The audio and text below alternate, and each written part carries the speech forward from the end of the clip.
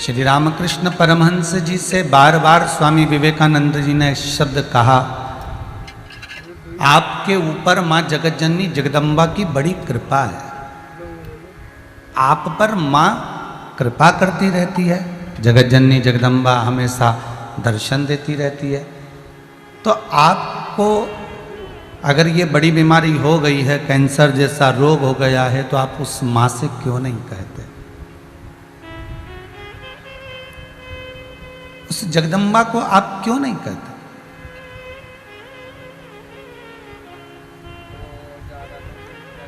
आप उस माता रानी से अगर विनती करोगे तो क्या माता रानी आपकी सुनेगी नहीं?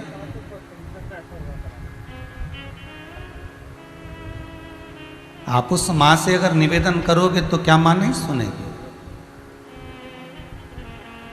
जितने आस्था चैनल पर कथा सुन रहे हो, फेसबुक यूट्यूब पर सुन रहे हो, मोबाइल पर सुन रहे हो, जहां बैठकर सुन रहे हो, इस कथा को अपने जीवन में उतारना और एक बात का ध्यान करना कि जिसके सामने स्वयं जगदम्बा आकर खड़ी हो जाती हो, जिसके सामने स्वयं भवानी आकर खड़ी हो जाती हो, जिसके सामने स्वयं हरि विट्ठल आकर खड़े हो जाते हो, जिसके सामने स्वयं नारायण आकर खड़े हो जाते हो, जिसके सामने स्वयं गिरधर गोपाल आकर खड़े हो जाते हो, जिसके सामने भगवान नरसिंह आकर खड़े हो जाते हो, जिसके सामने स्वयं भगवान गरुण ध्वज आकर खड़े हो जाते हो, तो भी मृत्यु लोक में आने के बाद उनको दुख झेलना पड़ा है। इस संसार सागर में आने के बाद उन्होंने दुख झेला है, उन्होंने दुख झेला है। थोड़ा बहुत अगर दुख भगवान दे रहा है, अगर दुख मिल भी रहा है, तो आप ये भगवान से निवेदन करते रहें कि तू इसको थोड़ा प्रसाद के रूप में देते रहे। भोजन में और प्रसाद में अंतर होता है। जब आपसे कोई कहे कि सब आइए प्रसादी ग्रहण करिए, तो प्रसादी ग्रहण करना मतलब उतना ही ग्रहण करना जितनी इस उदर को जरूरत है, अति से ज्यादा मत पा लेना।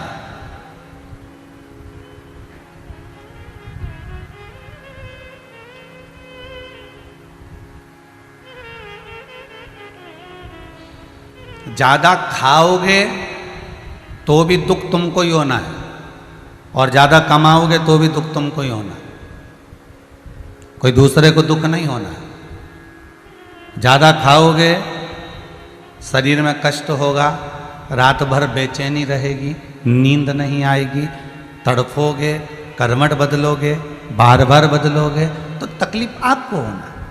ज्यादा खाओगे तो भी दुख आपको होना है, और ज्यादा कमाओगे तो भी दुख आपको होना है।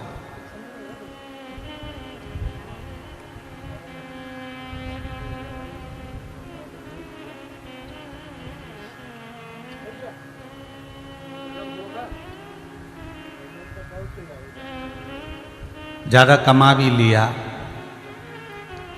तो किसके लिए कमाया?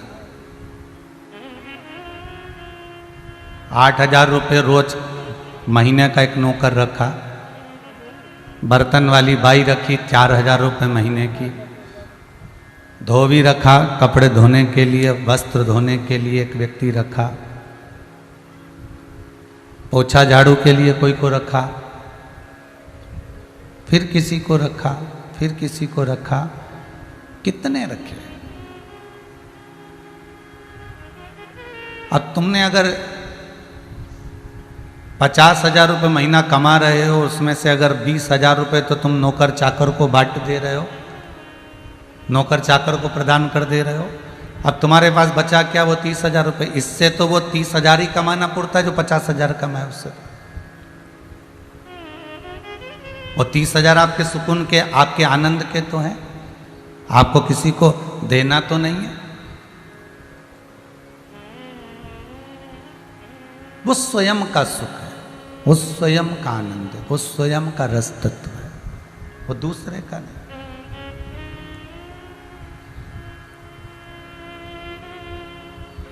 स्वामी विवेकानंद जी कहते हैं, गुरुदेव आप इनसे कहो,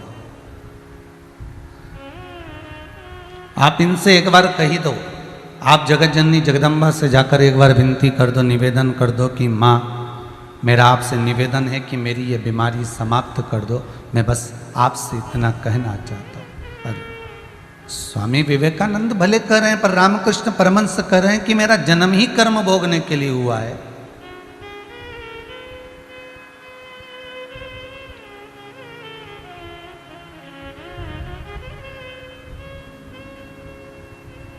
भाई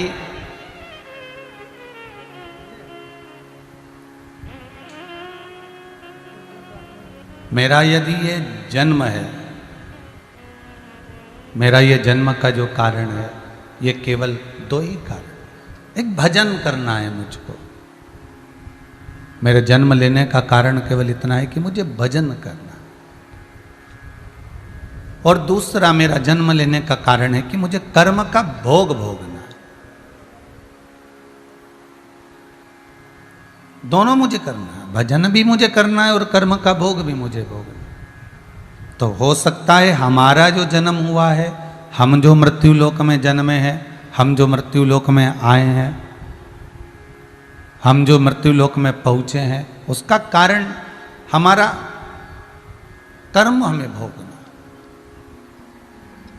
और ध्यान दीजिएगा,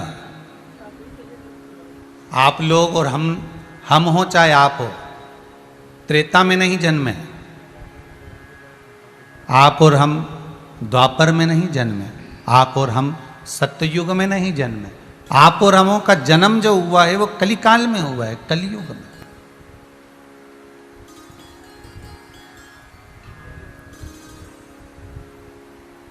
आपका और हमारा जो जन्म है वो कलयुग का है,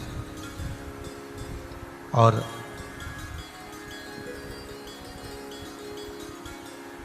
आपका और हमारा जो जन्म है वो इस कलिकाल का है। और इस कलिकाल का सबसे बड़ा अगर कोई फल है, इस कलिकाल का सबसे बड़ा अगर कोई गुण है, तो वो एक कि पुण्य मन से भी हो सकता है।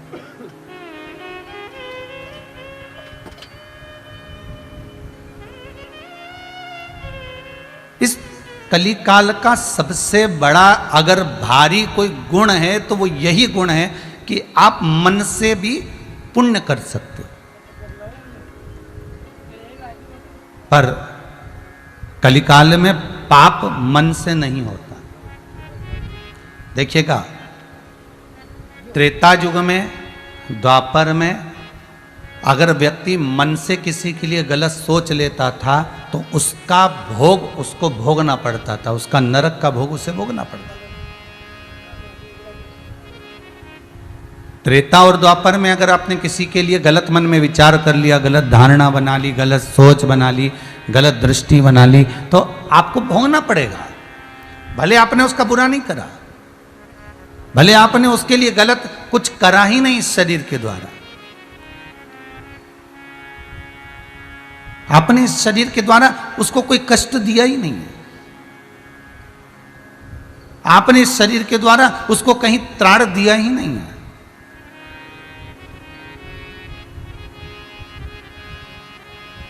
बस आपने अगर मन से सोच लिया, आपने अगर मन से विचार कर लिया, आपने अगर मन से ये सोच लिया कि ये इसका मुझे ये बुरा करना है, इसके साथ मुझे ये गलत करना है, उसके साथ मुझे ये गलत व्यवहार कर, तुमने मन से सोचा, तो त्रेता में और द्वापर में इसका भी नरक भोगना पड़ता था।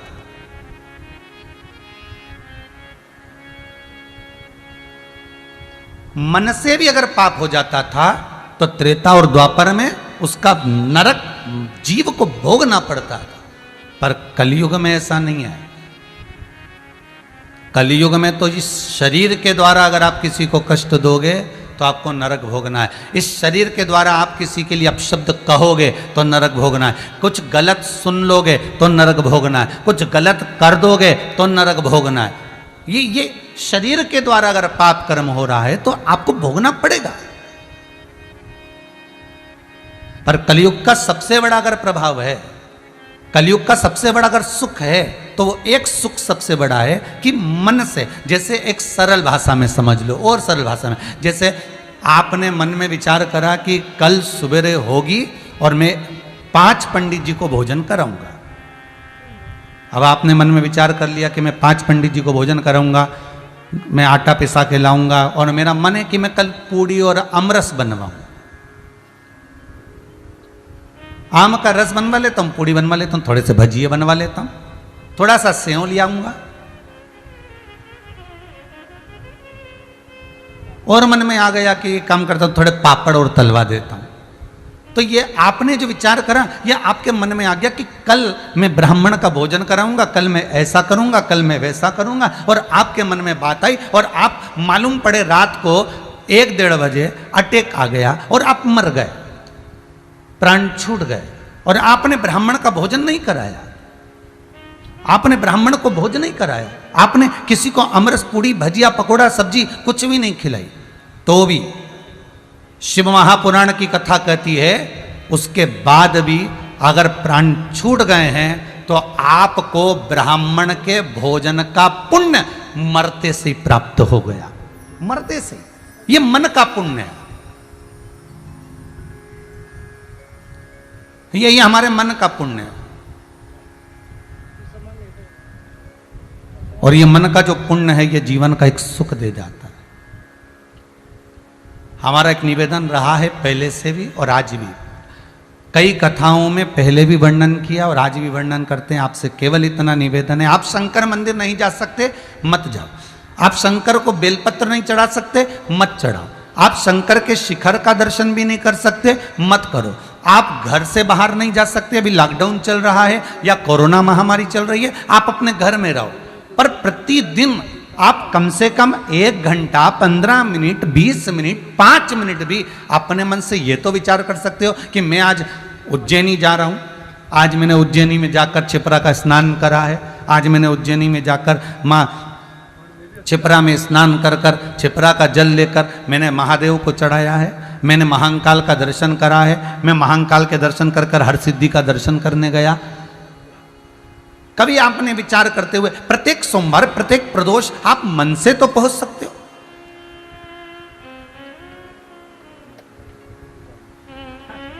कली काल का सबसे बड़ा पुण्य अगर कोई है तो वो मानसिक पुण्य है। पर कलयुग में मानसिक पाप नहीं भोगना पड़ता। कलयुग में अगर तुमने मन में किसी के प्रति विचार लाए हो, अगर हाथ से, शरीर से, इस वाणी से, इस श्रवण शक्ति से, इन इंद्रियों के द्वारा यदि आपने किसी को कष्ट दिया है तो भोगना पड़ेगा।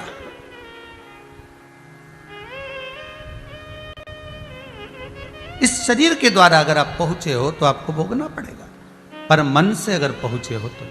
पर मन का जो पुण्य है, मन का जो दान है, मन का जो सत्कर्म है, मन का जो पुण्य है, मन का जो दान, मन का जो सत्कर्म है, मन का जो भजन है, मन का जो कीर्तन है, ये हमको आनंद की अनुभूति करा देता है। हम तो आपसे कह सकते हैं कि आप प्रतिदिन रात्रि को भी अगर सो रहे हो और सवेरे, यहां तो शास्त्र कहता है कि पल भर का भरोसा नहीं है, एक क्षण का भरोसा नहीं है। 21,600 श्वास में से कौन सी श्वास आखिरी है किसको मालूम, किसको पता। श्वास गिन गिन के तुझको मिलत है, ये लौटाने के काबिल नहीं है। ध्यान हरि का हृदय से न भूलो, ये भुलाने के काबिल नहीं है। ये चित्तवृत्ति में एक बार अगर ये जितनी श्वासें मिली है, कौन सी श्वास, कौन सा समय, कौन सा पल, कौन सी घड़ी, कौन सा क्षण आखिरी है, ये किसको मालूम, किसको पता।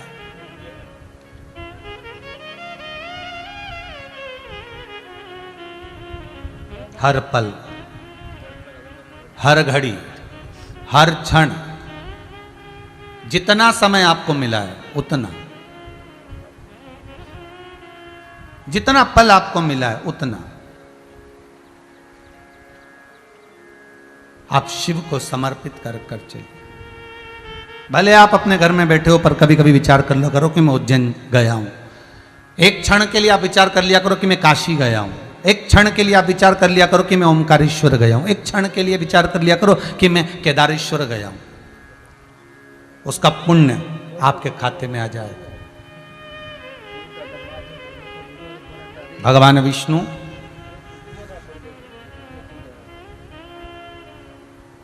देवऋषि नारद से कह रहे हैं, नारद तुमने गलती करी है कि तुम रुद्राक्ष का अपमान कर कर मेरे पास में आए हो। शंकर का अपमान कर कर अगर कोई भगवान विष्णु का भजन करता है तो भगवान विष्णु उसको स्वीकार नहीं करते।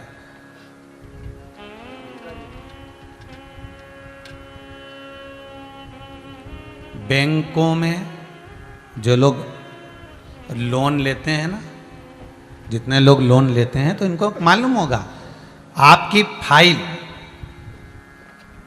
पूरे भारत की भूमि पर, पूरे मध्य प्रदेश हो चाहे जिस प्रदेश में आप रहते हो, जिस जगह पर आप रहते हो, अगर किसी भी बैंक से आपने लोन ले रखा है और वो लोन आपने नहीं चुकाया, आप नहीं दे पाए, तो फिर वापिस आपको लोन मिलेगा क्या किसी भी बैंक से?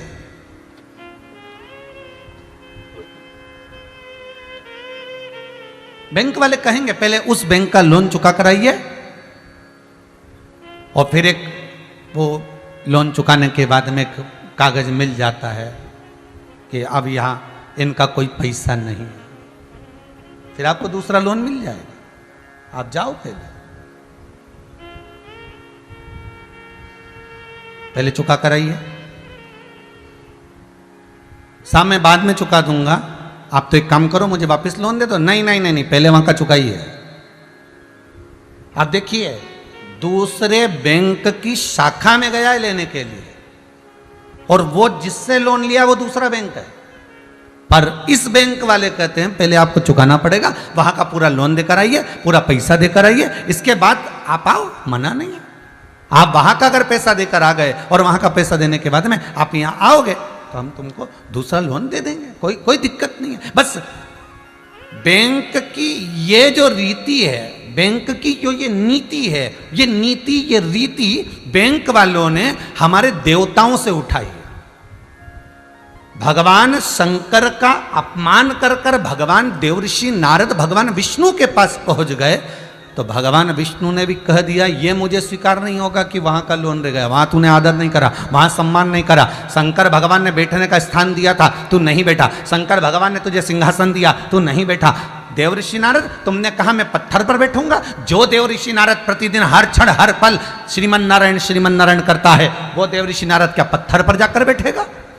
तुमने शिव का अपमान कर दिया और बाद में तुम मेरे पास में आ गए और मुझसे करो कि मुझसे ये भाव रखते हो कि मैं कुछ दे दूं। जब वहां का कर्जा ले गया तो मैं तुम्हें लोन कैसे दे सकता हूं? मैं तुम्हारा आदर कैसे कर सकता हूं? मैं तुम्हें सम्मान कैसे दे सकता हूं? एक बेटा कहे मुझे पिताजी से कोई मतलब नहीं है, मम्मी मैं केवल आपसे मतलब रखता हूं, मैं आपको अपने साथ रख सकता हूं, मैं आपको झेल सकता हूं, पर पिताजी को नहीं झेलूंगा, मुझे पिता से कोई मतलब नहीं है। या एक बेटा या एक बहू ये कहते कि मुझे मम्मी से कोई मतलब नहीं है, मुझे मां से कोई मतलब नहीं है, मुझे इनके साथ नहीं रहना, मैं पिता को रख सकती हूं, मैं ससुर को रख सकती हूं, पर इनसे मुझे कोई मतलब नहीं रहेगा। शास्त्र कहता है फिर वो पिता को भले डनलप के गद्दे पे सुला दे, चाहे एसी का रूम बनवा दे, चाहे रोज प्रतिदिन रबड़ी और बालूशाही का भोजन करा दे, तो भी उस बेटे को और उस बहू को नरक भोगना ही पड़ेगा। एक का अपमान कर कर अगर आप एक को आदर दे रहे हो, एक का अपमान कर कर यदि आप एक को सम्मान दे रहे हो, तो उसमें आपको स्वर्ग का भान नहीं होगा, आपको सुख का भान नहीं होगा, उसमें आपको दुख का ही भान होना है। अरे हिंदू धर्म में तो एक रीति है साहब कि अपने दो पांव होते हैं, दो चरण होते हैं। अगर घर की कोई बेटी, कोई बहू, कोई घर का व्यक्ति अगर एक पांव पड़ता है और एक पांव नहीं पड़ता, तो लोग कह देते हैं अरे दोनों पांव पढ़ो, एक पांव नहीं पढ़ना चाहिए, अच्छा नहीं होता। एक चरण नहीं छुआ जाता, मालूम नहीं है क्या? आपको ज्ञात नहीं है कि जब गरुड़ पुराण मरने के बाद गरुड़ पुराण को सुनकर, जो जीव गरुड़ पुराण सुनता है, जिसके घर का व्यक्ति कोई मर गया होता है, और वो जब गरुड़ पुराण सुनकर उठता है, तब एक चरण छुआ जाता है। क्या आपको ज्ञात नहीं है कि ये एक चरण कब छुआ जाता है? जब घर में कोई मर गया होता है। क्या आपको ज्ञात नहीं है कि किसी के मरने के बाद एक चरण छुआ जाता है? तो फिर तुमने एक चरण कैसे छू लिया? तो यहां तो हिंदू धर्म या शास्त्र कहता है कि एक चरण छुआ ही नहीं जाता। अगर बहू प्रणाम करे तो सास के दोनों चरणों को, हमारे यहाँ तो पहले मारवाड़ियों में रीति रही है कि पल्लू का एक सिरा एक पांव पे रखा जाता था, दूसरे पांव को हृदय से छुआ जाता था। अर्थात एक हाथ तो एक पांव से उठता नहीं था और दूसरे पांव को स्मरण किया जाता था। यहां तक हमारे यहाँ रीति रही कि घुटने से लेकर, जो बहुएं रहती थी वो सास के चरण जब छूती थी तो घुटने से लेकर पंजे तक चरण का स्मरण रहता था। ये यहां तक रीति रही, यहां तक स्मरण रहा। अब तो एक चरण क्यों? हमारे तो यहाँ शास्त्र कह रहा है कि अगर एक बैंक का लोन रह गया और आप दूसरे बैंक में पहुंच गए कि हमको लोन दे दो, तो बैंक देगी क्या? अरे बोलो रे भाई, जितने लोग आस्था के सामने बैठे हैं, जितने आप मोबाइल पर कथा सुन रहे हो, बोलो जरा, बैंक लोन देगी? नहीं देगी। वो कहेगी पहले वहां का चुकाइए। आप वहां कर चुका कर आओगे तो आपको लोन मिल जाएगा। और उसी तरह आप भगवान शंकर का अपमान कर कर भगवान विष्णु के पास जाओगे, या राम के पास जाओगे, या कृष्ण के पास जाओगे, या दत्त के पास जाओगे, या भवानी के पास जाओगे, तो आपका कोई आदर करेगा क्या? नहीं, क्योंकि आपने वहां का अपमान करा। इसलिए राम कथा को शुरू करने से पहले तुलसीदास जी ने लिख दिया, शंकर विश्वास रूपिणो। शंकर को विश्वास कहा है, पार्वती को श्रद्धा कहा। रामचरितमानस को प्रारंभ करने से पहले कह दिया कि ये शंकर और पार्वती, ये शिव और पार्वती जो हैं, ये विश्वास और श्रद्धा हैं। इनका स्मरण, इनका भजन, इनका कीर्तन, इनका नाम जाप, इनका स्मरण करने पर तुम्हें राम मिल जाएगा। जो शिव का विमुख है उसको राम नहीं मिल सकता।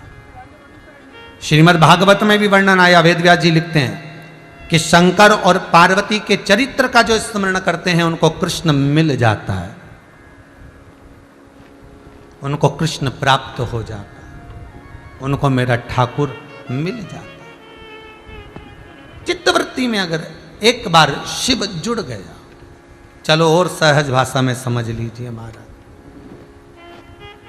जब संसार सागर में कुछ भी नहीं था, आज कथा में आएगा कि ब्रह्मा जी शिवलिंग की उत्पत्ति करेंगे, ब्रह्मा और विष्णु, कुछ भी नहीं था, तब एक शिव ही तो था।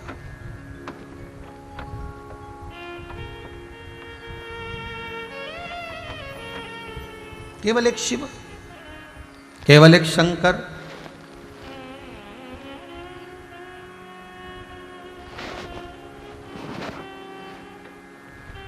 उसके सिवाय है ही क्या? ब्रह्मदेव भगवान विष्णु कह रहे हैं, देवऋषि नारद आपने एक गलती बड़ी भारी कर दी है, और वो गलती अगर आप स्वीकार लो तो आपको हो सकता है कि थोड़ा आपको कम कष्ट झेलना पड़े।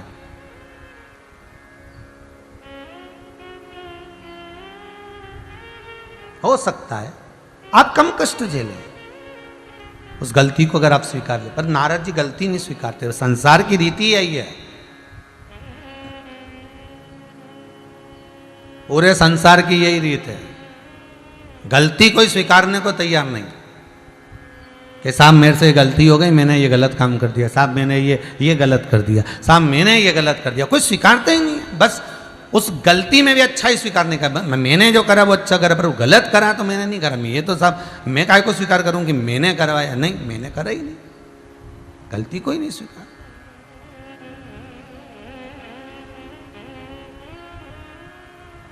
सबसे श्रेष्ठ अगर गलती स्वीकार करी थी तो मां दक्षायनी ने, मां सती ने करी थी। यज्ञ की अग्नि में सती माता कूद कर भस्म हो गई। शंकर भगवान ने कहा तुमने गलती करी है, सती कहती है मैंने गलती करी, मैं क्रोध में भूल गई थी कि मेरे पिता के घर में यज्ञ चल रहा है।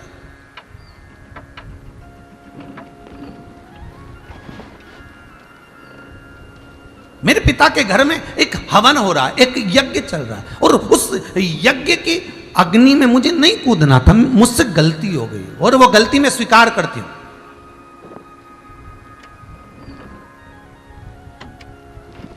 वो गलती मैं स्वीकार करती हूं कि मुझसे गलती हुई और मैं उस अग्नि में कूद गई।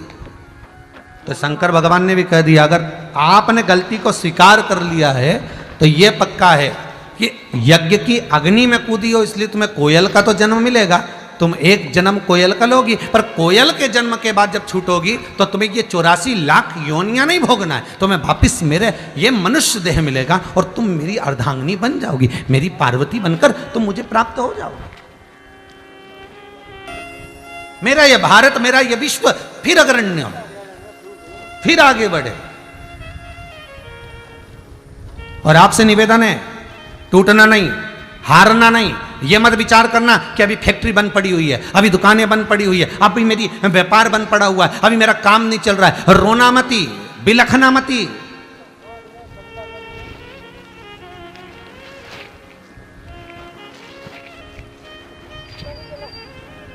यदि एक मां अपने बच्चे को घर में छोड़कर जाती है और किसी काम से चली जाती है, तो वो मां जब वापिस आती है ना, अपने बच्चे को जब गोदी में उठाती है ना, तो जितना प्रेम उस समय पर करती मां, उससे 1000 गुना ज्यादा प्रेम बच्चे को हृदय से लगाकर, छाती से लगाकर, स्तनपान कराकर, बच्चे को खिलौना देकर मां एक आनंद में। और जब जाती है तो विचार कर करती है, मेरे घर में बच्चा है, मेरे घर में बेटा है, मेरे घर में बेटी है, और जाना है मुझे तो कुछ लेकर जाऊंगी, उसको देना पड़ेगा, नहीं दूंगी तो रोएंगे। उसी तरह अगर भगवान ने हमसे 1 महीना, 2 महीना, 4 महीना, 1 साल, 6 महीना अगर काम बंद करवा दिया, फैक्ट्रियां बंद करवा दी, दुकान, व्यापार, व्यवसाय बंद करवा दिया, चिंता मत करना, उस परमात्मा ने तुम्हारे लिए कुछ अच्छा सोच कर रखा होगा। और जब वो गोदी में लेगा, जब वो चालू करेगा, तो ऐसा धन बरसाएगा, ऐसी संपदा बरसाएगा, ऐसी सत्ता बरसाएगा कि कोई खिलौना तुम्हारे हाथ में दे देगा, कोई धन तुम्हारे हाथ में प्रदान कर देगा, कोई संपदा तुमको दे देगा। तुम चिंता मत करना, बस उस पर विश्वास रखना, उस पर भरोसा रखना। और वो शंकर, मेरा ओघड़दानी, मेरा त्रिकालदर्शी, मेरा कैलाशी, मेरा शंभु तुम्हारे सम्मुख में होगा, अगर विश्वास प्रबल होगा तो।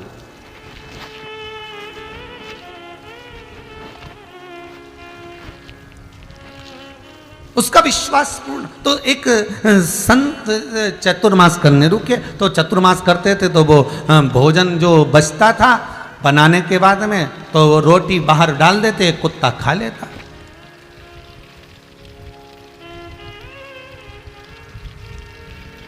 अब रोटी कुत्ता खाता। एक दिन संत ने देखा और उस कुत्ते को देखकर कहा, भाई सुन, ए कुत्ता, ए स्वान, तू है बड़ा वफादार, बहुत वफादार है। मैं देख रहा हूं 4 महीने से तू यहीं पर पड़ा हुआ है, कोई जाता है तो भोगता, रात्रि को भोगता, और तू है बड़ा वफादार, पर तुझमें 3 गलतियां हैं। कौन बोला? संत बोला, साधु बोला। एक कुत्ता, ए स्वान, तुझमें 3 गलतियां। पहली, जब तू बाथरूम करता है तो दीवार पर करता, भूमि पर नहीं करता।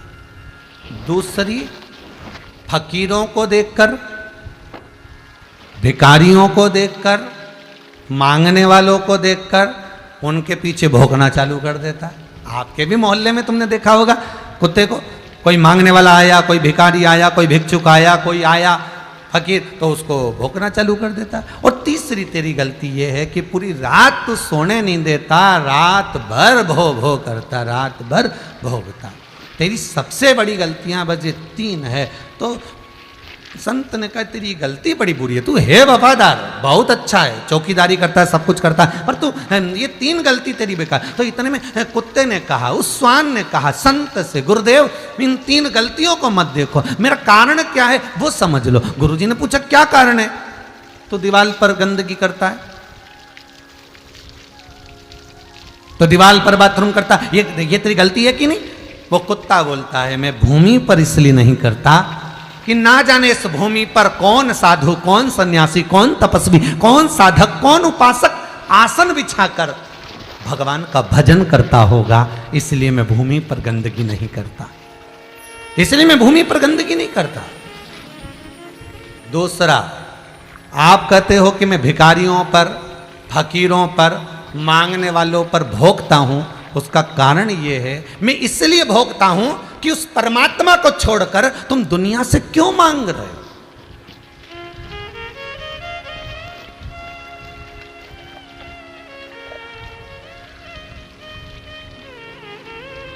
मैं भिखारी को देखकर क्यों भोगता हूं, उसका कारण कि तुम भगवान को छोड़कर, उस परमात्मा को छोड़कर, उस शंकर को छोड़कर, उस नारायण को छोड़कर, उस राम और कृष्ण को छोड़कर तुम दुनिया से क्यों मांग रहे हो। इसलिए मैं भिखारियों के पीछे लग जाता हूं, इसलिए मैं फकीरों के पीछे दौड़ दौड़ कर भोगता हूं कि इनके आगे क्यों हाथ फैला रहा है, उसके आगे फैला। और कुत्ता कहता है मेरा तीसरा, रात्रि को मैं क्यों भोगता हूं, उसका कारण है कि मनुष्य की देह मिली है और तुम रात भर इसको गवा रहे हो। जाग जाओ और उसके भजन में लग जाओ। इसलिए मैं रात भर भोगता हूं कि जब तुम्हारे नेत्र खुले, जब तुम्हारी साधना खुले।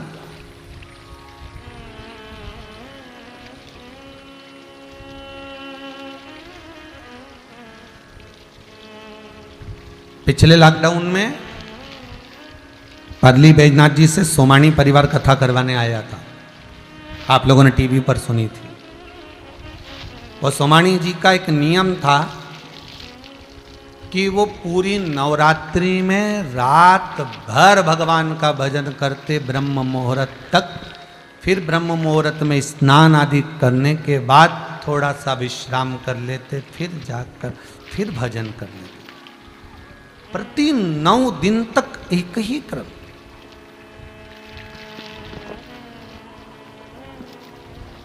और अवस्था भी बहुत, हमने कहा बीमार पड़ गए हो, थोड़ा सा आपको चक्कर आ रहा है, कुछ ले लीजिए, जल पी लो थोड़ा सा, या कुछ पा लीजिए। बस एक समय चाय लेते थे और एक समय पानी लेते थे, उसके सिवा कुछ। पूरे 9 दिन। और अवस्था होगी लगभग 80-85। आप ले लीजिए। नहीं नहीं नहीं,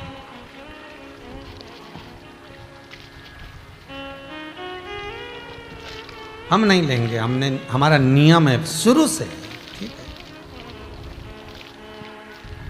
बाबा से विनती करी, बाबा अब आप ही कुछ कृपा कर सकते हैं।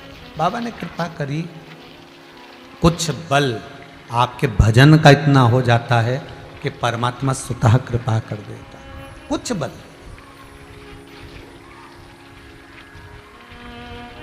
रात भर वो श्वान, रात भर वो कुत्ता भोगता रहता है। उसका कारण है कि ये मनुष्य की जो देह मिली है, ये मानव का जो शरीर मिला है, ये मानव का शरीर बड़ी मुश्किल से मिलता है। 84 लाख योनियां काटने के बाद जो ये मनुष्य की देह मिलती है, ये ऐसी गंवाना नहीं है,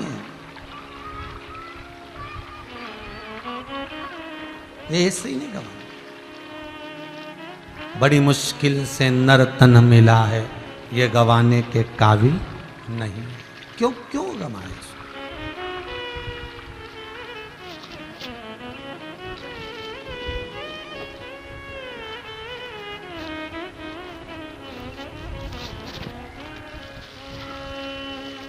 भगवान की भक्ति कि भज भोला भंडारी रे पगले, भज भोला भंडारी।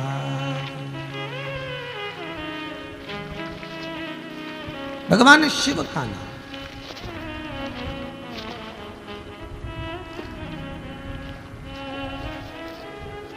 तन पिंजरे को छोड़ कहीं ना, तन पिंजरे को छोड़ कहीं ना, उड़ जाए ना प्राण परिंदा रे।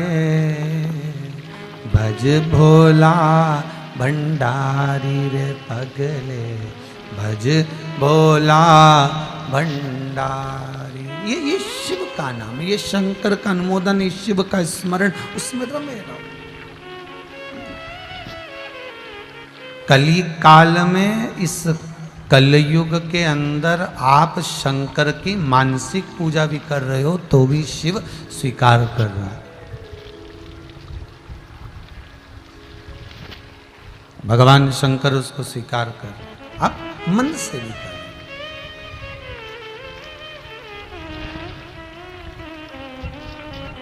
मनुष्य की देह मिली है, मानव का शरीर मिला है।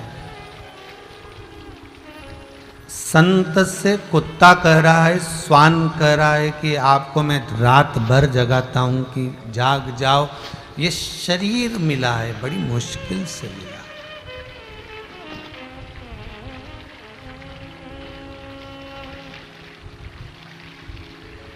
बड़ी मुश्किल से।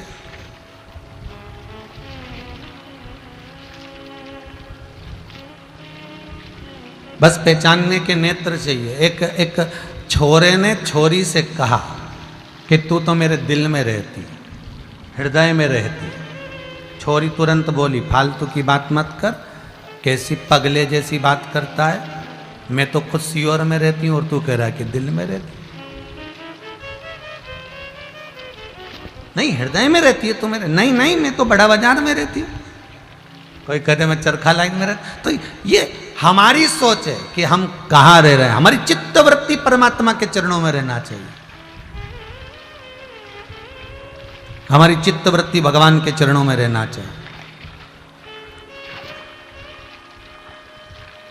नारद जी, आपने गलती कर दी, और वो गलती बड़ी विचित्र है कि तुम शिव का अपमान करने के बाद में फिर मेरे पास में आए हो और मुझसे आशा रखते हो कि मैं आपका सम्मान करूं। जब एक बैंक का लोन रह गया है और दूसरी बैंक से तुम लोन लोगे तो कौन देगा। बस वही क्रम है। शंकर का अपमान करने के बाद किसी भी देवता के पास चले जाओ, कोई देवता स्वीकार नहीं कर सकता, यह पक्का है।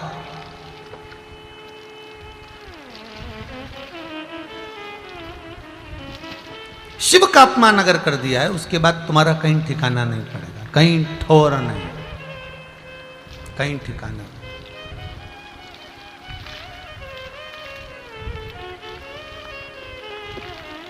ब्रह्मा जी ने भगवान विष्णु से पूछा था,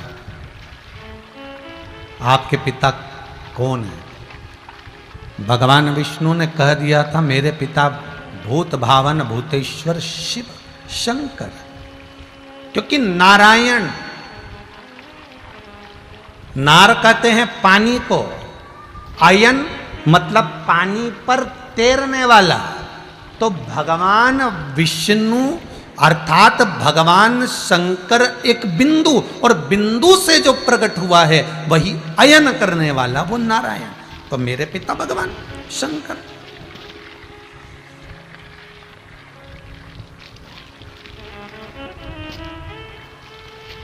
ब्रह्मा जी ने कहा, शिव आपके पिता हैं?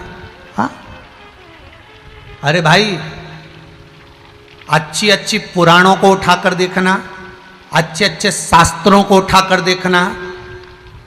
ये बाकी की जो मूर्त है, बाकी की जो पूजन है, बाकी की जो मूर्तियां आदि कादिक का जो निर्माण है, ये सब बात का है। सबसे पहले तो केवल अगर भूमंडल पर, पृथ्वी पर अगर कोई प्रकटा था तो केवल एक शिवलिंग था। शास्त्र कहता है भगवान विष्णु को भी अगर प्रकट होना पड़ा तो लिंग रूप में प्रकट होना पड़ा था। अर्थात भगवान विष्णु भी शालिग्राम बनकर प्रकट थे, वो भी पिंडी की आकृति थी। मां भवानी जगदम्बा को भी अगर प्रकट होना पड़ा था, इनकी भी कोई मूर्ति नहीं थी। भगवान नारायण की कोई मूर्ति नहीं थी। अगर मां जगत जननी जगदम्बा भी कहीं प्रकटी थी तो वो भी एक लिंगायत आकृति में, वो भी एक पिंड की आकृति में। इसलिए वैष्णो देवी में 3 पिंडियों का दर्शन होता है। तुम किसी भी देवी मंदिर में जाकर चले जाओ, कहीं पर भी जहां पर जा सकते हो वहां जाकर दर्शन करना। शंकर जी के अगर मां भवानी का दर्शन करोगे तो भी आप उसको पिंडी के रूप में ही दर्शन करोगे। उन्हीं के ऊपर सिंदूर चढ़ा है, उन्हीं का वस्त्र का श्रृंगार कर दिया, उन्हीं के नेत्र बना दिए। तुम्हारा मन पड़े जहां जाओ, चाहे मां हरसिद्धि का दर्शन कर लो, चाहे तुम मां आद्य शक्ति का दर्शन कर लो, चाहे विजासन का कर लो, तुम्हारी मर्जी पड़े जहां जाकर कर लो। वो भी एक शिला के रूप में मिलेगी, वो भी एक पिंडी के रूप में मिलेगी। भगवान विष्णु को भी देखोगे तो शालिग्राम के रूप में मिलेंगे। पहले ये मूर्ति नहीं थी। पहले ये कोई मूर्ति केवल एक, वो थी शिवलिंग, ब्रह्मा और विष्णु ने प्रकट करा था। ब्रह्मा जी बोले मुझे आपके पिता का दर्शन करना है, तो करो करो। सामने एक पर्वत था, उसको घुमाया, अग्नि का एक खंभ प्रकट हुआ, उस अग्नि के खंभ में से एक शिवलिंग प्रकट हो गया। और भगवान शंकर बोले भगवान नारायण और ब्रह्मदेव से, मैं नारायण का पिता ब्रह्मा क्या चाहते हो तुम? ब्रह्मा जी कहते हैं ये आकाशवाणी झूठी है। एक पिंडी की आकृति, एक शिवलिंग की आकृति, क्या इस नारायण के पिता हो सकते हैं? इन नारायण के पिता? विश्वास नहीं होता। जब एक बुजुर्ग माँ बाप अपने बच्चों को ज्ञान देते हैं ना कि हमने भी अपनी जिंदगी में ऐसा ऐसा किया था, हमने भी ऐसा ऐसा करा था, तो आज के बच्चे मानेंगे क्या? बच्चे तो कह देंगे हाँ हाँ साहब हो देखा। अरे तुमने देखा क्या है?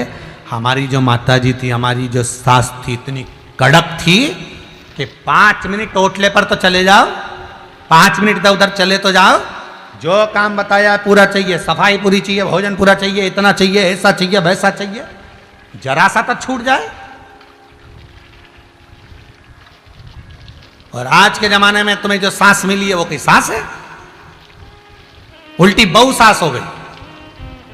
तो आज के जमाने में अगर सास अपनी बहू को समझाए तो वो कहे हाँ हंसी खेल समझती। नहीं नहीं, ऐसा होता होगा क्या? ऐसा चलता होगा क्या? ऐसा होता हो? नहीं नहीं था। भगवान विष्णु भगवान ब्रह्मदेव को कह रहे हैं कि मैं शंकर मेरे पिता हैं, पर ब्रह्मा जी को विश्वास नहीं हो रहा, क्योंकि भगवान विष्णु के इस नाभि से जो कमल का पुष्प उत्पन्न हुआ, उस कमल के पुष्प के ऊपर ब्रह्मा उत्पन्न हुए, तो ब्रह्मा जी पुत्र हैं, अर्थात वो ज्ञात नहीं कर पा रहे कि मेरे दादा भगवान शिव है।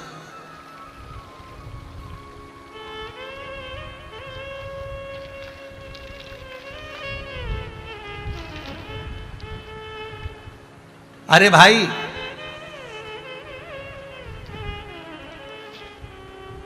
जब अयोध्या का राम मंदिर बनकर कंप्लीट हो जाएगा, पूरा बन जाएगा, तब आप सब जिन्होंने भी 1 रुपया भी अयोध्या के राम मंदिर में दिया है, वो छाती ठोक कर कह सकते हो ये मंदिर हमने बनवाया। इसमें 1 ईंट हमारी लगी है, इसमें 1 रुपया हमारा लगा है, अर्थात आपने बनवाया। ये कुबेरेश्वर धाम, ये कुबेरेश्वर धाम आज हैं, हम ना होंगे, आप हैं ना होंगे, पर आप अपने बच्चों से तो कह सकते हो कि यहां जो गौशाला बनी उसमें हमारा रुपया लगा है, यहां जो वृद्धाश्रम बना उसमें हमारा धन लगा है, यहां जो कुबेर भंडारी का जो मंदिर बन रहा है उसमें भगवान शिव के मंदिर में 1 रुपया हमारा। अर्थात आपको यह भान होना चाहिए कि यह आपने निर्मित करवाया।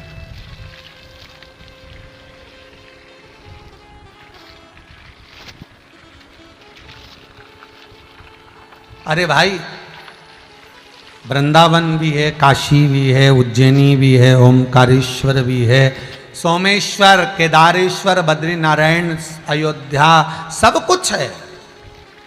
पर देखा जाए तो इस घने जंगल में, सीहोर से 12-15 किलोमीटर दूर इस घने जंगल में आप अगर इस कुबेरेश्वर धाम का निर्माण करवा रहे हो तो तुम्हें प्रसन्नता होना चाहिए कि अलग से आपने एक तीर्थ का निर्माण कर दिया, एक तीर्थ को निश्चित कर दिया। और ये आज ठीक है, पर आने वाला जो समय होगा तो आपके हृदय को भी एक आनंद की अनुभूति होगी कि आपने जो दान दिया, आपने जो पुण्य करा, आपने जो सत्कर्म करा, आप जो आजीवन भोजन भंडारे के सदस्य बने, या गौ माता के लिए, वृद्धाश्रम के लिए, या मंदिर के लिए जो आपने दिया, वो अजर अमर तो हो गया, वो आपके सामने तो आ गया।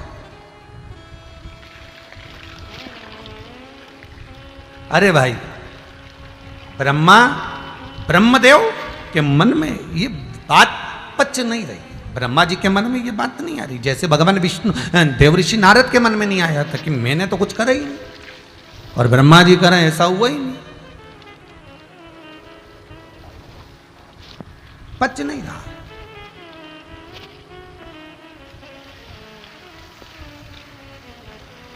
भ्रमित हो रहा। भ्रमित।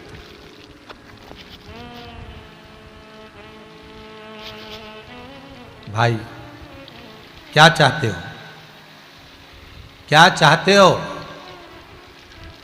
ब्रह्मा जी बोले ये जानना चाहता हूं कि शिवलिंग का सिर कहाँ है और शिवलिंग का चरण कहाँ है, मुझे वो ज्ञात करना है। हे कहाँ गए? ब्रह्मा आकाश में, भगवान विष्णु पताल में। भगवान को तो मालूम था कि माता पिता का चरण जानना बहुत कठिन है। एक माता पिता के हृदय में क्या चल रहा है जिंदगी भर बच्चे नहीं जान सकते। बड़े बेटे को लगता है कि मम्मी छोटे को ज्यादा चाहती है, छोटे को लगता है मम्मी बड़े को ज्यादा चाहती है, बड़े को लगता है कि पिताजी मंझले को ज्यादा चाहते हैं, मंझले को लगता है कि मम्मी पापा छोटे को ज्यादा चाहते हैं। पर माँ बाप से पूछा जाए कि आपके लिए कौन सा बेटा प्रिय है, माता पिता से पूछा जाए आपके लिए कौन सी बहू प्रिय है, तो कोई माँ कह देगी कि मैंने सारे बच्चों को बराबर का दूध पिलाया है, बराबर का पालन किया है, बराबर का गोदी में खिलाया है, इसलिए मेरे लिए ये बच्चे सब बराबर हैं। माता पिता की दृष्टि में बच्चों में भेद नहीं होता, पर बच्चे अपने माँ बाप को भेद कर देते हैं। एक को लगता है ये उसको ज्यादा चाहती है तो वो धीरे धीरे कटना चालू कर देता है, फिर उसको लगता है कि ये उसको ज्यादा चाह रही, वो कटना चालू। तो माता पिता के मन में भेद नहीं होता, मेरे शंकर के मन में भेद नहीं है, मेरे शिव के मन में कोई भेद नहीं, मेरे शिव के मन में कोई कपट नहीं। चलो भैया और ध्यान देना, भगवान विष्णु ने कितने अवतार लिए उठाकर देखिए। भगवान ब्रह्मा ने भी कई बार अवतरित हुए, इंद्र भी रूप बदल लिए, जलदेव भी रूप बदल लिए, गरुण देव भी रूप बदल लिए, सारे 33 कोटि देवताओं को उठाकर देखिए, सबने रूप बदल लिया, सबने अवतार ले लिए। पर कोई कह दे कि शंकर भगवान ने कोई अवतार लिया, नहीं।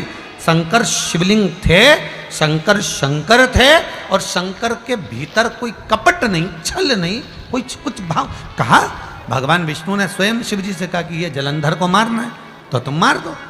तो भगवान शंकर बोले इसकी पत्नी का साथी तो डिगाना पड़ेगा, वृंदा का। तो कहा वृंदा का साथी डिगाना पड़ेगा तो शंकर जी आप डिगा दो। तो भगवान विष्णु से शंकर जी बोले किसी स्त्री का सातित्व डिगाना ये मेरे बस की बात नहीं है।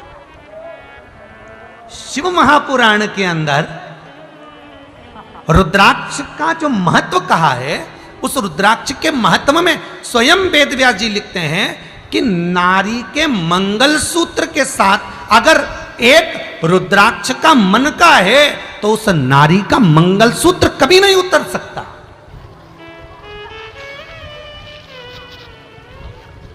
कितनी विचित्र बात लिखी है कि नारी के मंगलसूत्र के साथ में अगर एक रुद्राक्ष है, एक रुद्राक्ष का अगर मन का भी है तो नारी का मंगलसूत्र नहीं उतर सकता कभी। अब आप कितना वेद व्यास जी रुद्राक्ष के चरित्र में शिव महापुराण की विद्येश्वर संहिता में कितना विचित्र भाव लिख रहा है, कितना वर्णन सुंदर कर रहा है। तो गलत क्या कहा कि शंकर किसी के साथ छल नहीं कर सकते, किसी के साथ। कल किसी का एक प्रश्न था,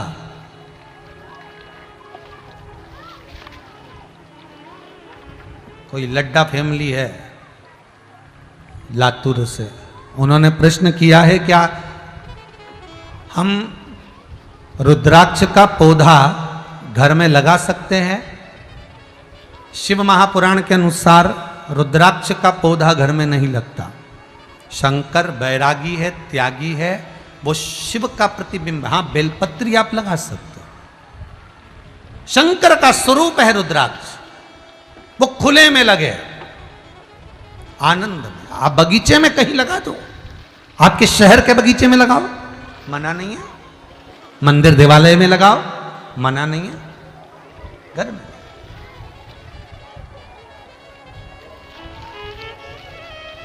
हाँ, बेलपत्र का पौधा आप अपने घर में रोपित कर सकते हो। अच्छा, कई लोग एक प्रश्न करते हैं, बड़ा सुंदर प्रश्न है, आप लोगों का भी होगा कि गुरुजी आप बताते हो कि बेलपत्री के पेड़ के नीचे दिया लगाना है, या बेलपत्री के पेड़ के नीचे पाठ करना है, या बेलपत्री के पेड़ के नीचे या अनुष्ठान करना है। बेलपत्री के पेड़ के नीचे पहले भी कथा में कहा कि अगर बेलपत्री के वृक्ष के नीचे एक दिया लगाते हो या सोमवार को दिया लगाते हो या आप पाठ करते हो, उसका हजारों लाखों गुना पुण्य। तो हमारे गमले में जो बेलपत्री का छोटा सा पौधा है, तो क्या हम उसमें लगा दें और उसका हमको फल मिल जाएगा क्या? तो शिव महापुराण की कथा कहती है कि जो गमले में पौधा लगा है उसकी छाया आपके सिर पर नहीं आ रही। फिर ध्यान देना, उसकी छाया आपके सिर पर नहीं आ रही, वो तो अभी छोटा रोपित करा गया।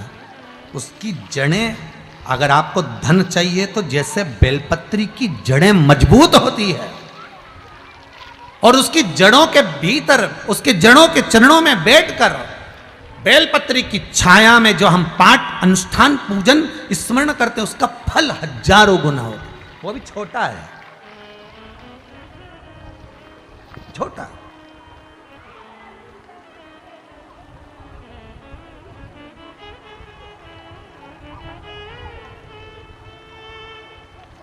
जैसे आपको पहले भी कथा में कहा, मान लो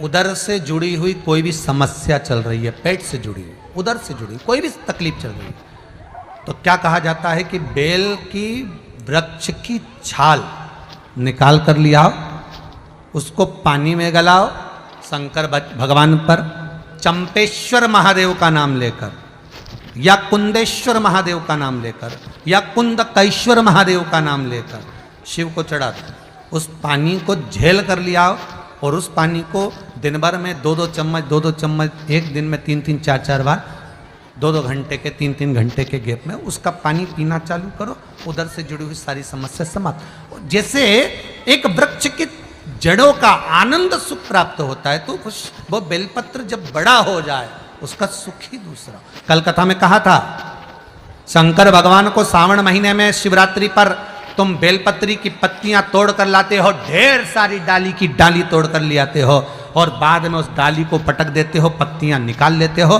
शंकर जी को चढ़ा देते हो। यह अपमान है उस वृक्ष का, ये शंकर जी का अपमान है, ये बेलपत्री का अपमान है, ये बेलपत्र का अपमान है।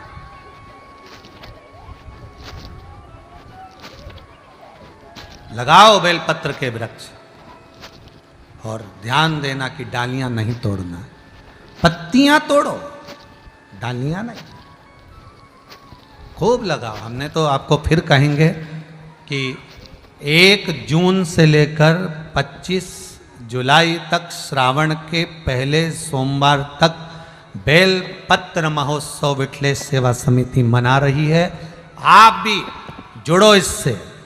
अपने अपने नगर में, यहां पर आपको पैसा जमा नहीं करना, अपने अपने नगर में जहां रहते हो वहां बेलपत्री का पौधा लगाओ और विठलेश सेवा समिति का बैनर पीछे लगाकर, उस पौधे को लगाकर, पहले महिला मंडल लगाए, चाहे जो समाज की महिला मंडल, जो भाई घर से, परिवार से, कुटुंब से लगाओ और उसका फोटो हमारे जो नंबर चलते हैं उस पर भेजो। और भेजने के बाद चैनल पर, आस्था चैनल पर जब कथा आए तो आपकी प्रेरणा कि आपने भी ये इस कोरोना महामारी में जो ऑक्सीजन की कमी हुई है, उस ऑक्सीजन की कमी को आगे ना हो पाए, अपने बच्चों को दुख ना झेलना पड़ जाए, इसलिए आपने भी एक वृक्ष को रोपित किया, उसको रोपित किया, ये जनमानस को दिखाना।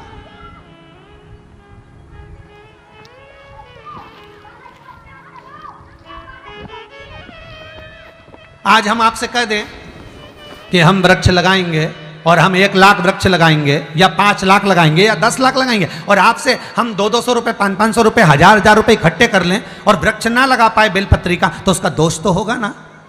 हमको भी तो जाकर मुंह दिखाना है उस परमात्मा को। हमने तो कह दिया कि 5 करोड़, 10 करोड़, 1 करोड़, 1 लाख, 50 लाख वृक्ष हम आपको लगाएंगे, और हमने अगर वो लक्ष्य पूरा नहीं करा तो उस परमात्मा को भी तो मुंह दिखाना पड़ेगा। इसलिए जितना शरीर से बनता है 11,000 वृक्ष लगाना है आसपास। और ये भी ध्यान रखिएगा, कुबेरेश्वर धाम में, उज्जैनी, ओमकारेश्वर, नर्मदा जी के तट, गौशालाएं, अर्थात जितने भी धार्मिक क्षेत्र, मंदिर, देवालय, वहां लगाए जाएंगे। ये नहीं कहते। और आपसे निवेदन है, आप भी लक्ष्य ये नहीं लेना कि मैं 10 लगाऊंगी, नहीं 11 लगाऊंगी, नहीं 50 लगाऊं। आपका मन पड़े 1, 2, 5, 10 जहां लगाना लगाओ।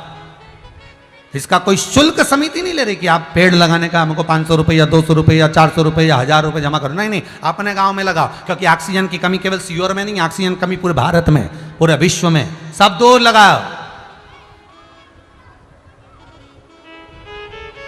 और फोटो भेजो जिससे जनमानस को प्रेरणा मिले कि आपने लगाया, आपको देखकर और 4 लगाएंगे, 4 को देखकर और 6 लगाएंगे।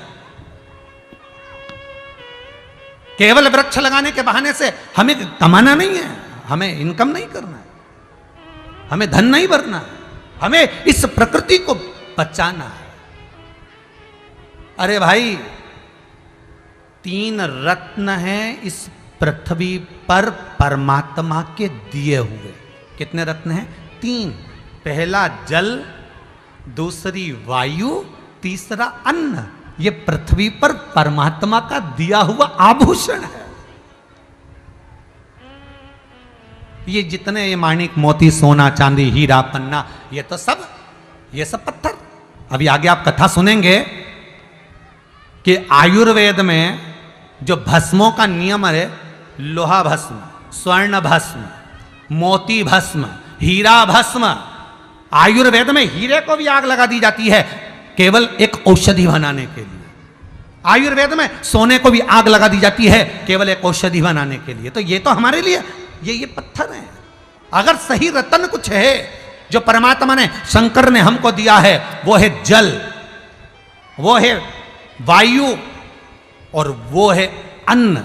अगर ये नहीं होता तो संसार में त्रही त्रही मच जाती। ये शंकर ने दिया, ये ओघड़ी ने दिया, ये परमात्मा ने दिया है। ये 3 रत्न मेरे मालिक ने इस संसार को दिए हैं कि इसको संजोरो, इसको संभाल लो। ये अगर है तो संसार। इसलिए अपने अपने नगर में लगा, अपने अपने गांव में लगा। और आप सोचते होंगे कि बिठले सेवा समिति का बैनर लगाने का क्यों बोल रहा है, उसका कारण है, कई इतने चतुर लोग हैं, लगे लगाए पेड़ में हाथ लगा के फोटो खींच के भेज देंगे। इतने भी चतुर लोग संसार में। और या पहले कभी लगाया होगा तो उसका फोटो भेज देंगे कि हमने तो लगाया था, आपने हमारा फोटो नहीं दिखाया आस्था चैनल पर। तो इसलिए बिठले सेवा समिति का बैनर लगा। भले आपका नगर का नाम लिख लो, आपके परिवार का नाम लिख लो, पर लिखा होना चाहिए बिठले सेवा समिति। भले आपका परिवार का नाम लिखो कि आपके द्वारा लगाया, पर वो बैनर देखिए। लक्ष्य हो 1 जून से सावन का पहला सोमवार बेलपत्री ही बेलपत्री मेरे शंकर का।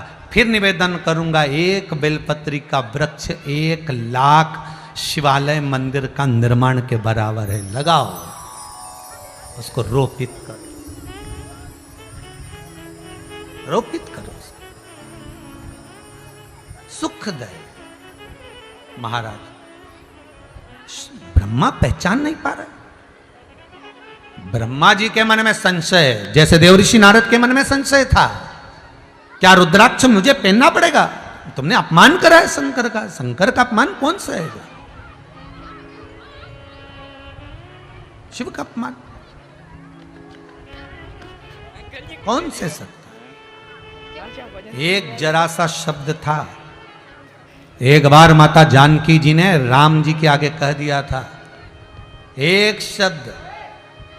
क्या शंकर की ये सृष्टि में, सीता जी का शब्द सुनिएगा, क्या शंकर की इस सृष्टि में ब्राह्मण ऐसे साधु सन्यासी ब्राह्मण ऐसे हो गए जो केवल थोड़ा सा भोजन करते हैं, ज्यादा नहीं कर पाते?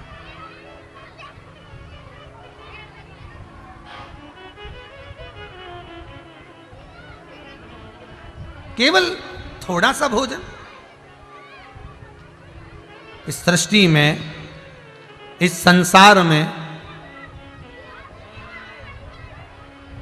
और हम जब इतना भोजन बनाने वाले बैठे हुए हैं, जब हम इतना भोजन सिद्ध करने वाले बैठे हुए हैं, तो फिर भोजन की कमी क्या? तो फिर क्या शिव की सृष्टि पर, शंकर की सृष्टि में भोजन करने वाले क्या अन्न भाग को श्रेष्ठ ग्रहण नहीं कर पाते। भगवान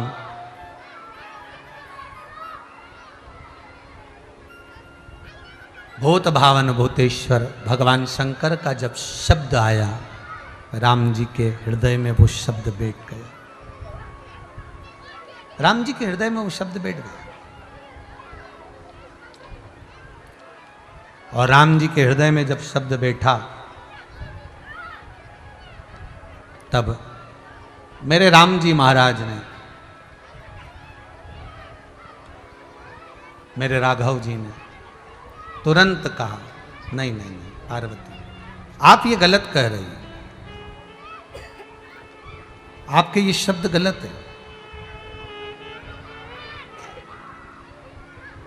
ऐसा नहीं है। भगवान, आप कहती हो कि ब्राह्मण थोड़ा भोजन करते हैं, संत थोड़ा भोजन करते हैं, क्या इस भूमि पर ऐसा कोई ब्राह्मण, ऐसा कोई संत, ऐसा कोई साधु, ऐसा कोई सन्यासी तपस्वी नहीं जो पेट भर और खूब आनंद से खाए तो हमको खिलाने में आनंद आ जाए? भगवान बोले ऐसा नहीं है, आते हैं, समय आया। भोलेनाथ जी का समय क्या, एक बार माता भगवान शिव के एक आनंद सुख समय आया और राम जी दिखाना चाहते थे, इसलिए एक बार जब शंकर और पार्वती भ्रमण करते करते जा रहे थे और राम जी महाराज अपने पिताजी दशरथ जी का श्राद्ध कर रहे थे, राम जी महाराज जब श्राद्ध कर रहे थे, ब्राह्मण भोजन करने जा रहे थे, तब शंकर जी ने पार्वती से कहा, ए पार्वती रुको, पार्वती इधर आओ। पार्वती जी बोली, हाँ प्रभु सुनो, ये इतने सारे ब्राह्मण कहाँ जा रहे हैं? तो पार्वती जी बोली, आपको मालूम नहीं है आज दशरथ जी का श्राद्ध है। दशरथ जी का श्राद्ध? हाँ।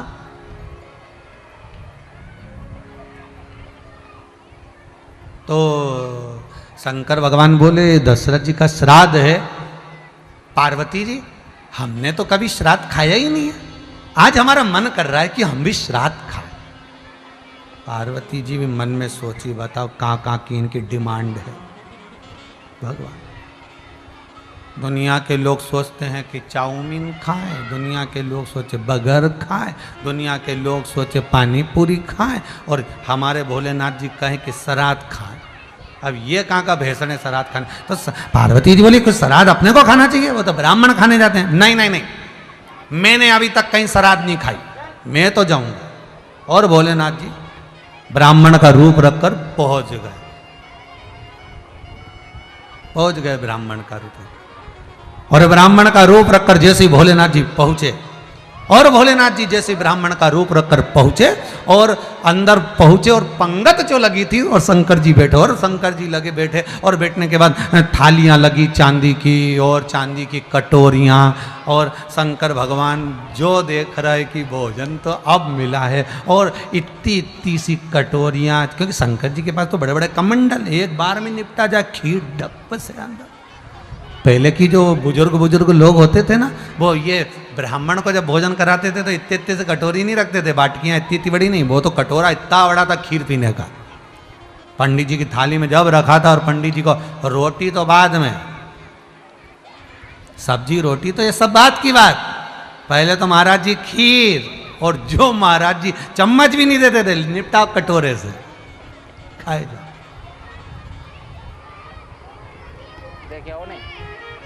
तो शिव जी बैठे, अब भोलेनाथ जी जैसे ही भोजन करने बैठे, और जो पार में लक्ष्मी, जैसे ही सीता जी आई, और आकर माता जानकी ने कहा, महाराज जी पाई है। महाराज जी ने कटोरी उठाकर देखकर सीता जी से कहा, ये आँख से खाऊं कि कान से खाऊं? इतनी छोटी सी कटोरी है, 1 सेकंड में बस यूं ही डालूंगा ना, तुम नहीं।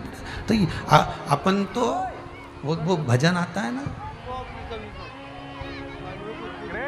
कि जब भोले बाबा पीवन लागे,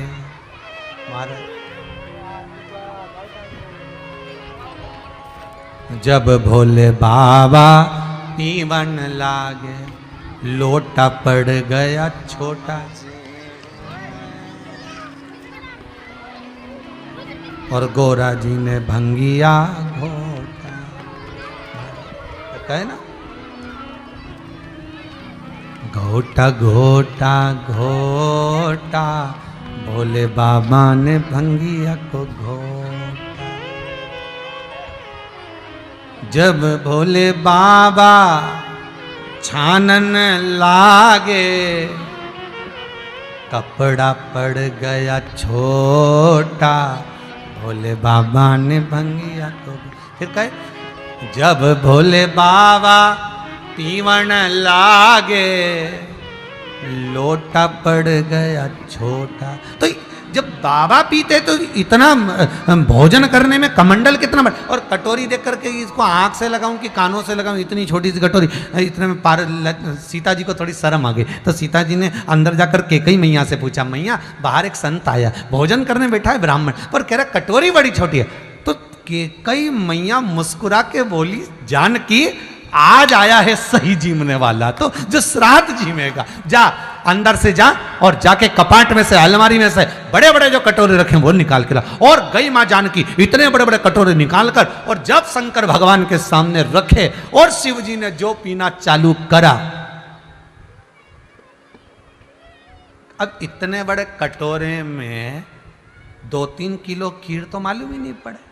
तो एक बार के भगोने की तो एक ही बार डल गई, एक बार में सट निपट गए। और केकई मैया के पास में सीता जी दौड़ कर गई, दौड़ कर। केकई मैया ने पूछा, क्या हुआ, क्या तेरे सिर पे पसीना आ रहा है? कुछ नहीं, पंडित जी भोजन कर रहे हैं।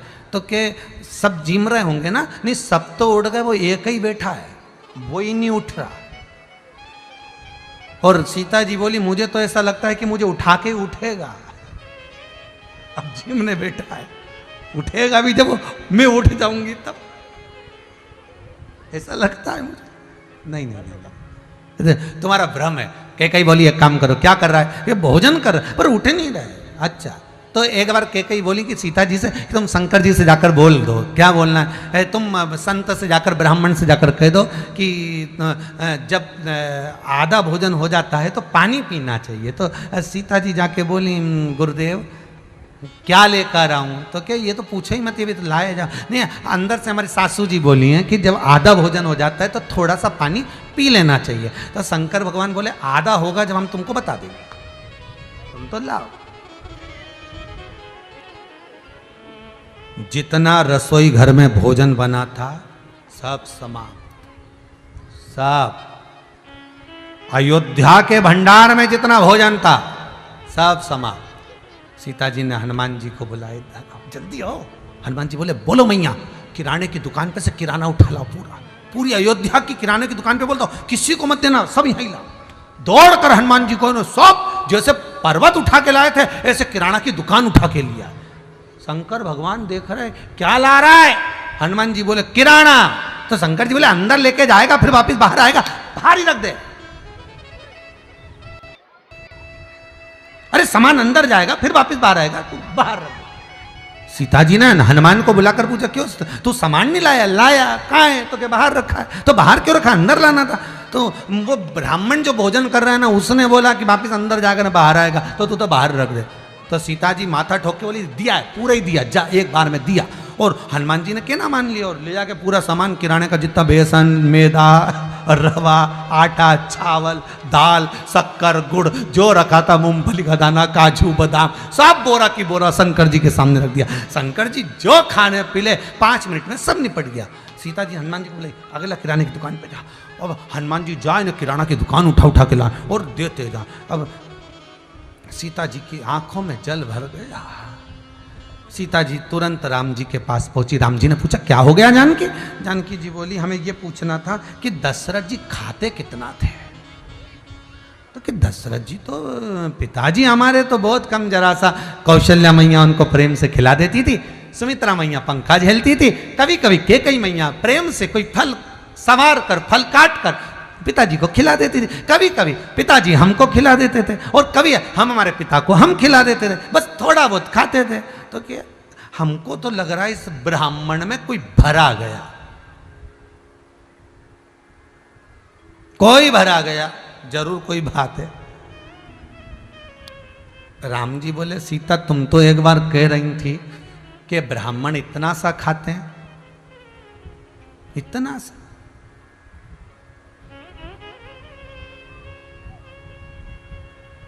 हो जाता कभी कभी। एक बार यमुना जी के घाट पर, विश्राम घाट पर, यमुना जी का चुनड़ी उत्सव चल रहा था, तो हम भी बैठ गए दर्शन करने।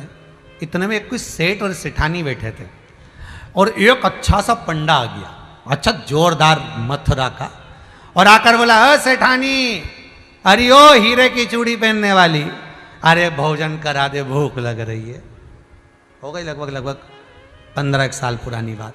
भूख लग रही, भोजन करा दे। सेठानी ने सेठ जी से कहा, भोजन करा दो, चलो इसको। तो सेठ जी बोले, पैसे दे देते हैं, वो खा लेगा जाकर। ब्राह्मण इतना चतुर था, नहीं नहीं नहीं नहीं, तुम्हें चलकर खिलाना पड़ेगा, क्योंकि वो देता तो 60 रुपये 70 रुपये एक थाली का पैसा, 100 रुपये 150 रुपये 200 रुपये, नहीं नहीं तुम्हें चल के खिलाना पड़ेगा।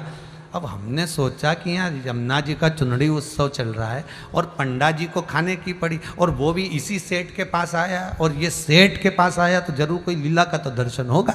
अब उस समय पर बाल्य आनंद लेने के लिए हम भी पीछे पीछे चल गए। हमने वो जब जाके भोजनशाला में होटल में बैठा, और पंडा जी का जब भोजन की थाली आई, और दोनों सेठ सेठानी बढ़िया वहाँ, हम इधर से देख रहे कुर्सी पे बैठकर, और वो जो खाने पिला, तो महाराज कम से कम देखा जाए तो 70 से 80 तो रोटी खा गया, और जो खीर पर खीर, जो खीर पर खीर,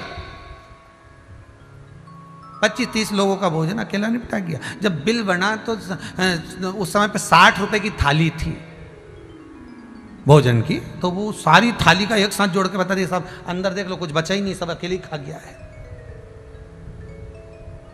रहा नहीं गया, तब सेठानी से पूछ लिया, माता जी एक बात बताओगी आप? हाँ। एक बार हमने शंकर की कथा में श्राद्ध का महत्व सुना था, दूसरा महत्व यहां देखने को मिला। माता जी सही बताना, कहीं आपके भीतर कोई अभिमान था क्या, कोई अहम था क्या? माता जी बोली, मेरे भीतर तो ऐसा कुछ भी नहीं था। पति से पूछा तो वो कहे, हाँ मेरे मन में था थोड़ा सा। कितने की थाली आएगी? 60 रुपए की तो है। मन में जब उसने मंगा था तो मैंने सोचा 60 रुपए दे देंगे, एक थाली का भोजन है, बेचारा खा लेगा। एक थाली 60 रुपए में तो आएगी, जा। तो हमें क्या मालूम था कि हमको ही ले जाके बिठा देगा और जीमने बैठेगा, तो हमको क्या मालूम। अहंकार मेरे भीतर आ गया। कभी कभी परमात्मा ये ब्राह्मण, साधु, सन्यासी, तपस्वी, साधक, उपासक, ये तीर्थ के जो पुरोहित हैं, पंडित, इनके माध्यम से हमारा अहंकार तोड़ देते हैं। परमात्मा तोड़ता है इनके भाव से। जाओ जरा जाओ। सीता जी की आंख में आंसू, क्यों रो रही है, क्या हुआ क्या? ब्राह्मण बैठा है भोजन करने के लिए, उठ ही नहीं रिया। तो तूने कहा था क्या इतना खाते हैं, इतना सा खाते हैं, तो अब आया है तो खिला। सीता जी के खिला तो दूं, परंतु पूरा सामान खा गया, कुछ नहीं बचा। अयोध्या में कमी है क्या? और क्या, भंडार का सारा सामान, किराने की दुकान उठा उठा के लिया, अंदर तो आया ही नहीं, बाहर ही निपटा गया। अच्छा, हाँ। राम जी महाराज मन में सोचे, आखिर ऐसा ब्राह्मण कौन आया है, हमें भी तो देखो। और राम जी ने जाकर जो भोलेनाथ जी को देखा, शंकर जी तो दोनों हाथों से खाने में लगे थे, और शिव जी को देखकर राम जी प्रसन्न हो गए, अंदर आ गए। सीता जी से कहा, अब तू वापिस आ जा, तेरे बस की नहीं है इसको जिमाना, तेरे बस में नहीं आएगा, तो फिर कौन जिमाएगा? सीता जी अंदर बैठो। भगवान राम ने हाथ जोड़कर मां जगत जननी अन्नपूर्णा को बुलाया, हे अन्नपूर्णे सदा पूर्णे शंकर प्राण वल्लभे, हे मां पधारो। और पार्वती मैया अन्नपूर्णा बनकर आई। राघव आपने बुलाया? राम जी आपने? भगवान बोले, मां स्वामी भोजन करने बैठे हैं, भोजन बचा नहीं है। अच्छा कहाँ हैं? वो बैठे। तो अन्नपूर्णा मैया बोली, ये तो मेरे स्वामी यहाँ क्या कर रहे हैं? पार्वती, तब अन्नपूर्णा जी बोली, अच्छा मैं तो समझी थी कि श्राद्ध खा के चले गए होंगे, परंतु ये तो अभी तक बैठे हैं, अभी तक। हाँ माँ, उठ ही नहीं रहे। राम जी से अन्नपूर्णा मैया बोली, जरा शांति रखो, अब भी देखो। और अन्नपूर्णा मैया टोकनी लेकर गई, एक बड़ा सा लड्डू जो उन्होंने थाली में रखा, शंकर जी ने जो लड्डू चूरमा का खाया, खाते सही शंकर भगवान को लगा ये तो ये अयोध्या का नहीं है, लड्डू से पहचान हो जाती कहाँ का। नाथ द्वारा का लड्डू लाओ तो अलग पहचान हो जाए नाथ द्वारा का, और गोवर्धन नाथ जी की ठोर ला तो पहचान में जाए गोवर्धन नाथ जी का। तिरुपति का लड्डू खाओ तो मालूम पड़ जाए तिरुपति का, शिरडी का लड्डू खाओ तो मालूम पड़ जाए शिरडी का, त्र्यंबकेश्वर का लड्डू खाओ तो के त्र्यंबकेश्वर का, उज्जैन का लड्डू खाओ महाकाल राजा का तो के बेसन का लड्डू ये अलग वहां का है। तो सब दूर के लड्डू बता देते कि कहाँ का है। तो जैसे ही खाया शंकर जी ने, खाते से ही समझ गए ये तो कैलाश धाम का लग रहा है, ये यहाँ का है ही नहीं। और जो लड्डू खाया मुंह में लेते से जो ने ऊपर मुंडी उठा के देखा, अन्नपूर्णा जी की भोकुटी। अन्नपूर्णा जी ने कहा कैसे बैठे हो? शंकर जी बोले हो गया, पेट भरा गया। कैसे क्या बेटा, चलो उठ जाओ। शंकर भगवान उठे, राम जी महाराज आए। अन्नपूर्णा मां ने कहा मांगो राम। शिव जी खड़े हैं, बोलो क्या चाहिए तुमको? राघव जी कहते हैं भोलेनाथ, जिसके घर में श्राद्ध होगी, जो अपने पूर्वजों का श्राद्ध करेंगे, ब्राह्मण को भोजन कराएंगे, उसके घर में कभी अन्नपूर्णा की कमी नहीं होना चाहिए। शंकर भगवान कहते हैं जो अपने पूर्वजों का श्राद्ध करता है उसके घर में कभी अन्नपूर्णा की कमी नहीं होगी। अन्नपूर्णा लक्ष्मी किसके घर में कम होती है? जो ब्राह्मण भोजन कराना बंद कर देते हैं, श्राद्ध करना बंद कर देते हैं, सीधे की थाली लगाई, सीधे की सीधे दिया है, तो भगवान ने भी कह दिया सीधे की सीधे निकल जाओ, खत्म काम। अपने घर की बहुओं को, अपने घर के बच्चों को, अपने घर के बेटों को बताओ इस तिथि की श्राद्ध होगी, 16 श्राद्ध में इस तिथि पर तुम्हें भोजन कराना है। एक ब्राह्मण को बुलाना, एक ब्राह्मणी को बुलाना, बच्चे को बुलाना, जिसका भोजन कराना उसको बुलाकर तुम भोजन कराओ। पूड़ी बनाओ, सब्जी बनाओ, खीर बनाओ, भाजी बनाओ, कुछ भी जिमाओ, पर जिमाओ, सीधा नहीं देना है। सीधे की जगह भोजन कराना। भोजन कराओगे, ब्राह्मण का मुख जब हमारे घर में झूठा होगा तो इस घर में कभी अन्नपूर्णा की कमी नहीं होगी, कभी कमी नहीं।